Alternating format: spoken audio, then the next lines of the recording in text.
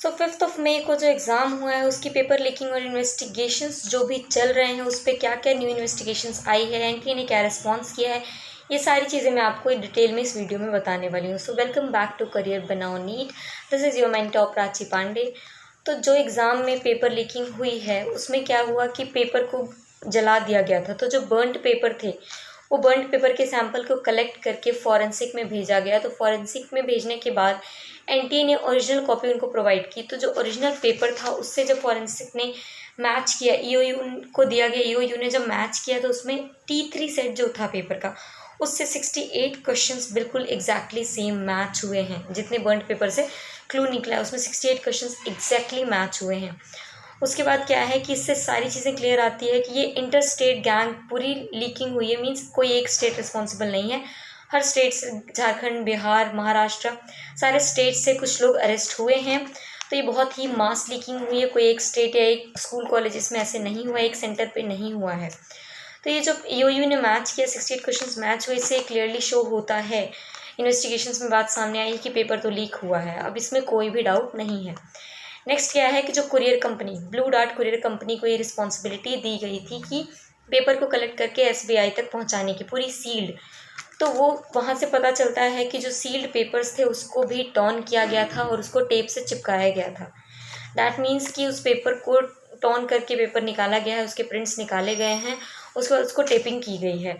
और बिहार गवर्नमेंट ने clearly centre को बताया है, सेंट्रल गवर्नमेंट को बताया है कि पेपर लीकिंग हुई है, ये कंफर्म हो गया है।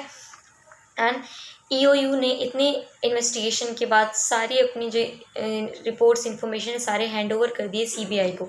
मींस मैटर सीबीआई तक चला गया है। उसके बाद बिहार ईओयू ने अरेस्ट भी किया है 5 पीपल को, जिसमें कि एक हैं इंक्लूडिंग बलदेव जी चिंटू। उन्होंने रिसीव किया था पेपर का पीडीएफ व्हाट्सएप पे एंड उसको शेयर किया था। ठीक है, तो ये जो बलदेव जी हैं इनके पास पेपर आया था व्हाट्सएप पे थ्रू पीडीएफ के फॉर्म में। मीन्स आपकी लीकिंग कहाँ से स्टार्ट हो गई, पहले तो कुरियर कंपनी से कुछ हुआ है, जो पेपर टॉर्न है, पेपर की जो सील है वो टॉर्न हुई, देन व्हाट्सएप पे पेपर का पीडीएफ का आना, उसके बाद पेपर का जलाना और जो प्रिंट्स निकाले गए, सारे क्लूज सामने आ रहे हैं। ठीक है, तो ये इन सब चीज़ों से क्लियर हो गया कि बहुत जगह ये गलत चीज़ें हुई हैं, लाइक पेपर लीकिंग हुई है। सेंटर का अरेंजमेंट, आप बता दो कि एक ही सेंटर पे लाइन से 8-10 स्टूडेंट्स के मार्क्स कैसे सेम हो सकते हैं। और जिन स्टूडेंट्स को पेपर प्रोवाइड किया गया उनके सेंटर्स क्लियरली पता है कि आप किस सेंटर पे हो, सेंटर पे पेपर लीकिंग हुई है क्लियरली। ठीक है, तो अब इन सब के बाद ये चांसेस बन सकते हैं कि रीनीट फिर से कंडक्ट कराया जा सकता है। 8 जुलाई तक आपको वेट करना है, बट इन सब चीज़ों में आपको सिर्फ फंसे नहीं रहना है। आप धीरे धीरे अपनी पढ़ाई स्टार्ट कर दो, क्योंकि नीट फिर से भी हो सकता है, रीनीट के चांसेस 80% बन चुके हैं।